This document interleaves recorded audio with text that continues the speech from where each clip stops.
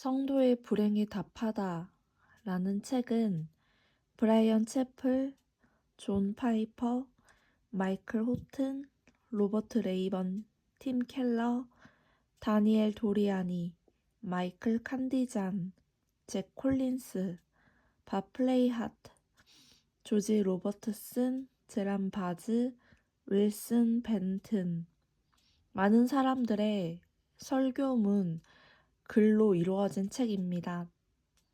우리가 생활을 하면서 나의 삶에서 타인의 삶에서 불행을 경험하게 될 때 이것들을 어떻게 해석하면 좋을지에 대한 작은 도움이 됐으면 하는 바람에서 가져와 본 책입니다.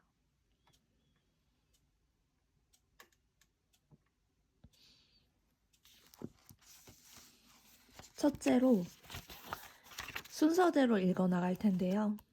첫 번째 부분은 바로 하나님의 뜨개질, 낙태와 관련된 주제입니다. 성경에서는 어머니가 모태에 있는 아기를 출산하기 위해 준비하면서 뜨개질 하듯이 하나님께서 아기를 모태에 만드신다고 말합니다. 그런데 미국에서의 통계 수치인데요. 3,700만 이라는 이 수치는 세상의 빛조차도 보지 못한 채 낙태를 당하는 태아들의 숫자라고 합니다. 하나님께서 직접 만드신 3,700만 명의 아이들이 죽는 것, 그들을 포기하는 것이야말로 엄청난 비극이요, 거대한 악이라고 이 글을 쓴 브라이언 채플은 말하고 있습니다. 성경에 따르면 하나님은 아직 모태에 숨어있는 아이를 향해 보인다라고 말씀하십니다.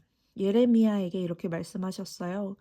내가 너를 모태에 짓기 전에 너를 알았고 네가 배에서 나오기 전에 너를 성별하였고 너를 여러 나라의 선지자로 세웠노라. 시편 기자는 하나님께 이렇게 고백합니다. 내가 주께 감사하옴은 나를 지으심이 심히 기묘하심이라 주께서 하시는 일이 기이함을 내 영혼이 잘 아나이다. 성도로서 하나님께 나를 지어주셔서 감사합니다 라는 고백을 했을 때 하나님께서는 얼마나 어여삐 여기실까요?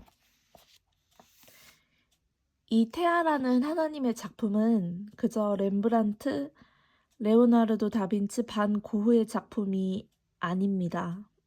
그보다 훨씬 더 뛰어난 작품입니다.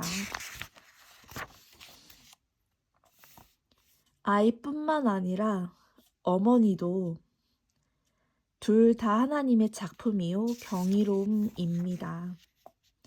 그런데 여성들이 낙태하는 이유를 들어보니 거의 대부분 관계상의 문제 때문이었다고 고백하였습니다. 대부분의 경우 여성들은 낙태하라고 강요하는 아이의 아버지의 마음에 들고자 낙태를 선택했고 여성의 어머니가 낙태를 강요하는 경우가 있었습니다. 그런데 우리가 성경에서 하나님의 사랑을 어여삐 여기는 사랑 그리고 용서를 넘어서는 사랑인 것을 우리가 인지해야 합니다. 사랑은 하나님의 심판을 포함합니다. 사랑은 무엇을 요구합니까? 사랑은 정직하게 죄를 분별하고 하나님의 심판이 있다는 것을 경고하라고 요구합니다. 하나님의 심판에 대해서 우리는 경고해야 합니다.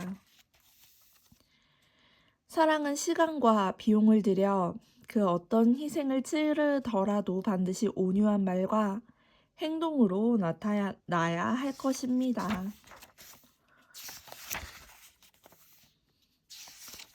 오 주님, 하나님께서 손수 만드신 태아를 어찌 이 땅에서 낙태할 수 있겠습니까?